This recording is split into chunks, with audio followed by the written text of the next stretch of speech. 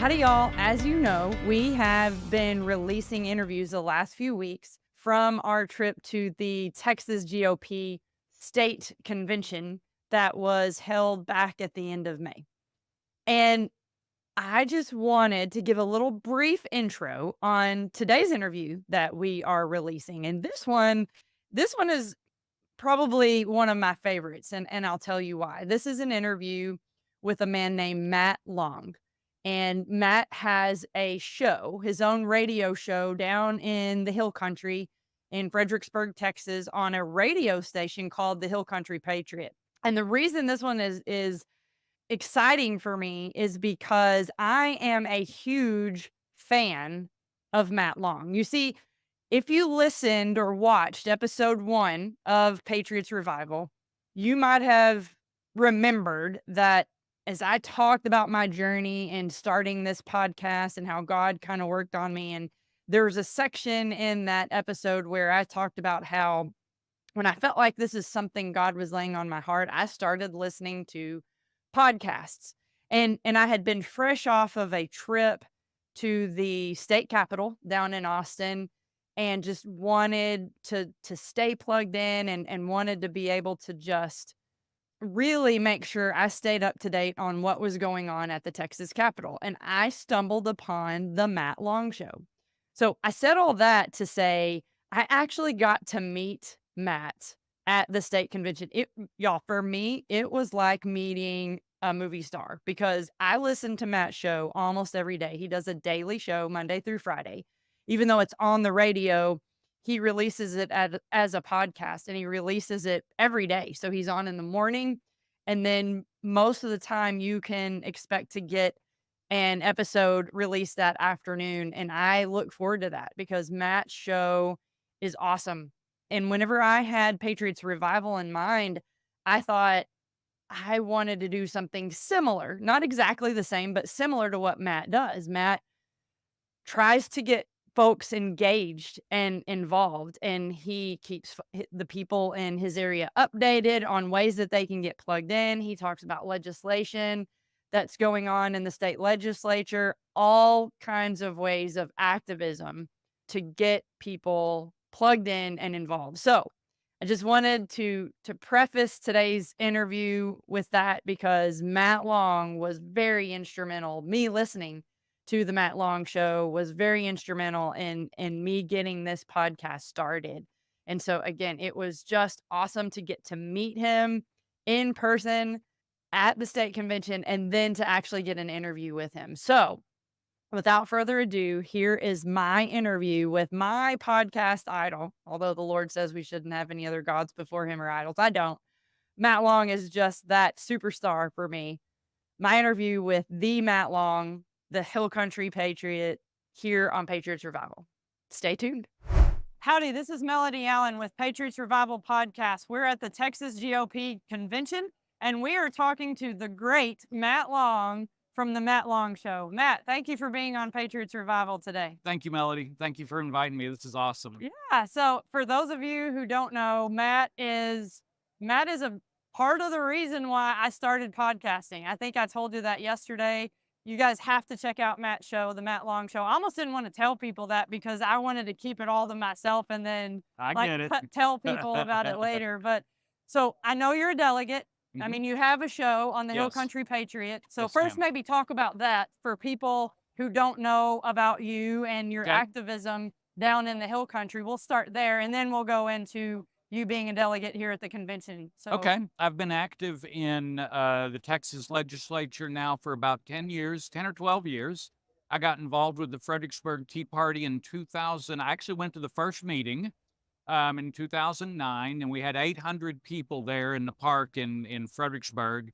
And out of that came the Fredericksburg Tea Party, which still exists today, 15 years later.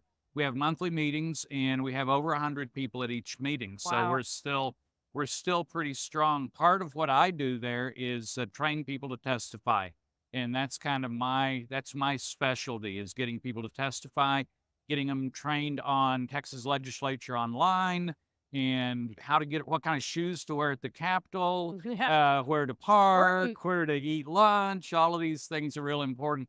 So I started doing that, and as part of a local radio station down outside of Kerrville called the Hill Country Patriot, the owner called me up and said he'd heard about me, had been hearing me. He went to a couple of meetings. He said, we'd like to give you some airtime. And I didn't know what to do. I was 60 years old at the time. Wow. And I'd never done radio I mean, nothing. That was never in my sights. Then he said, well, and it's not a job and we can't pay you.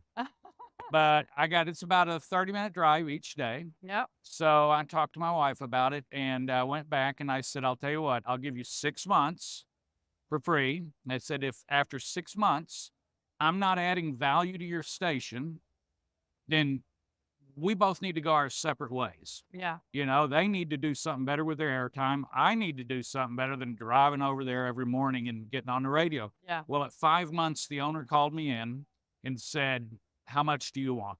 Wow. So I was able to give him a price. He didn't even argue with me.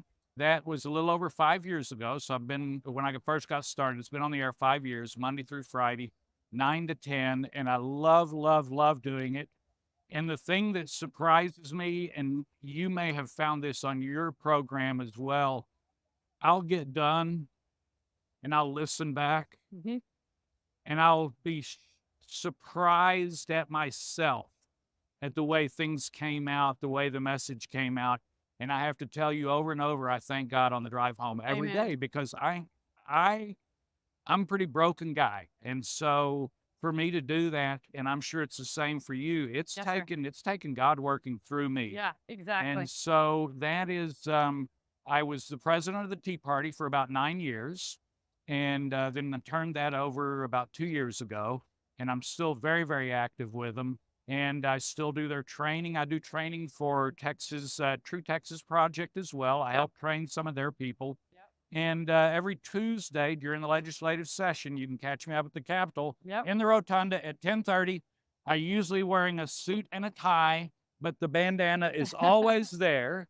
So that is an easy way to spot me. So I try to hang out every Tuesday at 10:30. Yeah, and when you go to the Capitol, for those who have never been, because you and I both know it can be overwhelming for a first timer.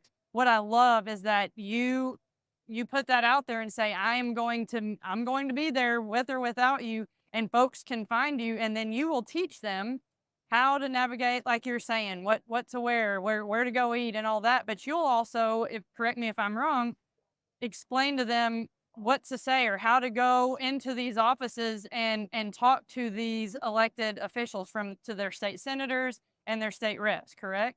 Yeah, it's all about communication, learning how to communicate, as well as learning the whole testimony tricks. Yes. That's a little bit more tricky than it seems up front. Right. But there are a lot of tricks you can learn with testifying.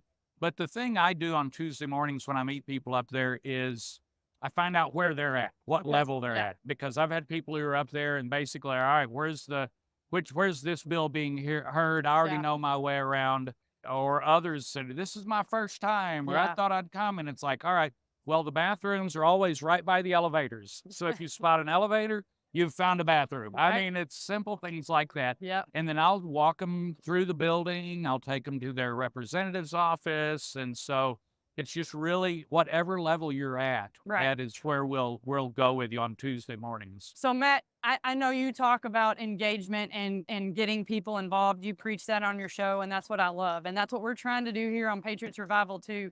So those things that you just described, why is it important that you don't just stop your involvement and engagement doesn't just stop when you cast your vote? Yeah, voting is the first step. Exactly. A lot of people think of voting as the last step. Well, I made my pick and there you go. We go on our merry way. Yeah. And I believe for my parents' generation and probably for the first half of my life, that was probably okay. Yeah. You could vote for a Republican and you would know what was happening. Or You're vote whatever. that Yes, you trusted that. And that has gotten out of hand completely. And so now we really need to be engaged on a regular basis. I mean, we're learning how, I don't know, I don't like to use the word lying, but we're learning how we're so misled during campaigns. Yeah. Especially candidates have learned how to tell you what you want to hear. The meat and potatoes, I think. Oh, yeah. They know exactly what to say. Yep. And you can fall in love with a candidate in 5 minutes if they have those 2 or 3 talking Yeah. points. And that is scary. I fell for it for years. I know a lot of other people still do. So once you've gotten them elected, then going up there and holding them accountable and going into the office, and I keep all their mailers. Oh, yeah. I keep every mailer I I do that get, too. and then when whoever the winner is, I check out all the rest of them, and then I keep a file Yep. with all the winners' flyers in it. In fact, we put a book of a little scrapbook of Kyle Biederman's flyers together when he got into office. Yep. And we said, here's all the things you put in our mail. Right. We're going to make sure that you really do all these things and follow through all these things. So I save the flyers, and then it pays off every now and then. You go in and say, wait a minute, you told me you were going to be all school choice or whatever. And you go in there and they're voting against the bill or something. And so that's a good way. But just going in and talking to them, Yeah. offering them to help. Yes. Offering to help them. That is one way to do. If you're a subject matter expert, that's real important. My friend Angela Smith knows all about horses and the horse industry, all about it. And she knows all about the rodeo industry. Yeah. So when something comes up that involves that, we're able to go into an office, even if it's not somebody on our representative or senator, we're able to go into the office and say, all right, we've got a subject matter expert on this. Will you take this? Will you use this person? Right. And so there's so many ways to get engaged. And I just believe that it really is up to us. And if we don't show up, then they're going to do what they want to do. And that's what we're seeing. Exactly. And that's what we're seeing. Well, let's get to the convention because you're a delegate. I'm a delegate. We've got a lot of hot topics and things going on here. How are you feeling about things? You know, Matt Rinaldi is not running. We all know that. And you've interviewed most of the candidates, not all. And and I completely respect you doing that because that's what we do here on Patriots Revival. I don't really bring people on the show. I've taken a play out of the Matt Long playbook. And I'm not going to interview somebody that I don't support. I don't have to, just like you. Yeah. So I don't know how your caucus meeting went. Tell me how your caucus meeting went for our vote for party chair, because it's with Matt Rinaldi not coming back. Yeah. And all of the strides that he made in the party with the grassroots. Yeah. It's very important that this position, as you know, is very, very important. What are your thoughts on the race for chair and vice chair and how you think it's going to go? Well, in our caucus, the chair race took the maximum number of votes. Okay. So we had, 5 candidates, and it took, 4 votes or something until we got down to 2. Yeah. Because you had to have 50% plus 1. Right. And so it got down to when we had 2 candidates. Yeah. And so I was happy with the result of that, but it did come down between 2 candidates, one that I think is going to be, if we trust what he said, one who I think is probably going to do a pretty good job, and then the other one was someone whose track record I'm already aware of. Are you willing to say who that is? Dana. Oh, yes. That's what it came down to in your caucus? Yeah, in our caucus, it came down to Abraham, George, and Dana. Really? And so we were all holding our breaths. And I like Dana as a person. She's a nice lady, but she's been doing the job for a while. Yep. And it's time to move on. I agree. And there are some of her basic philosophies over the years as vice chair that I've seen that I don't agree with. And so I didn't want to see her in the chairs. Our vice chair election came up, was quick. It was immediately first vote. And so we were real excited about that. Drenda ran. Okay, same in my caucus. Great, Yep. great. Yep. That's a good sign. And I've known Drenda for years from the Capitol, working side by side with her at the Capitol. Okay, good. I didn't really know much about her, but I'm in Senator Bob Hall's district, who I know you know from the Tea Party. Oh, yeah. And in our caucus meeting today, Senator Hall and Miss Kay, his wife, got up and actually they spoke on behalf of Miss Drenda. So that was, I know what your stance is on endorsements, and you do your own research, as do I. But I'll tell you, if my state senator Bob Hall is going to put his stamp on it, I usually feel like, okay, if Senator Hall is going to go that way, then that's probably the way I'm going to go. But yeah, she took it in our caucus, so it'll be interesting to see how it plays out. Yeah, this is going to be interesting. You mentioned Senator Bob Hall. Yes, sir. I first met him when I first got engaged. Okay. And I can't remember what event I was at, but I was sitting with a couple of men. Really, I didn't know anybody. Yeah. And I was sitting with a couple of men in front of the room we were about to go to and getting to know him. And Bob Hall walks up Yeah. and they said, Matt, when I introduce you to this guy, Bob Hall, he's thinking about running for Senate. And that's when I met him. And it was like, oh, this is cool. And so then my most embarrassing story at the Capitol was the day he was inaugurated. And I was up at the Capitol and I'd already gotten to know him as Bob. Yeah. I mean, we'd gotten together, we hit it off real well. He was already Bob to me. Sure. And so he's coming up the stairs over in the extension building. I'm going down and he had a gaggle around him. Yeah. All right. All of his people, doot. And I just said, hey, Bob. And he looked over and oh, hi, Matt. And about 5 minutes later, I went, that just doesn't sound real respectful to the new senator. So I went into his office and I said, I want to apologize to the senator. And they just laughed at me. Oh. But it was, to me, that was important that we give Sure. those people that respect. Yeah, absolutely. And so from then on, it's Senator Hall. And I Same. just saw him a couple of minutes ago. And Yes, sir. and that's good. He's a great man. And I have to agree with you. In fact, I used Drenda working for him. Yeah. I told everybody I knew, I said, look, His director. she worked for Bob Hall. Yeah. Bob Hall thinks she's the cat's meow. Yep. So that's one of the few people I would look to, and I would Exactly. completely trust anything Bob Hall says. Yeah. Amen. So I hope that never backfires on me. Right. But right now we're good. Right. Well, just now looking ahead to the next legislative session, and we're in the middle at the time of this recording. We're in the middle of some key races. But we know that Dade, who is our current Speaker of the House, is running against David Covey, and we all hope and pray that David Covey will win that election and we can send the message to Dade. But looking ahead to the next legislative session, assuming Dade doesn't get reelected, what are your thoughts on Tom Oliverson? Because he's come out and he even came and addressed us in our caucus meeting today for Speaker of the House. Do you have any thoughts or any comments on Tom Oliverson for our Speaker? Sort of known him since he's been in office. I've gotten to visit with him this last session more. I have to tell you, when he was defending the gender modification bill, that put me over the top for Tom Oliverson. I was like, all right, I'm all in. Whoever this guy is, I'm all in. And I have a tremendous amount of respect for him. And I spoke with him yesterday morning about one of our most frustrating things as witnesses when we go to testify. Yeah. And I had a couple of minutes with him and I said, here's our biggest frustration.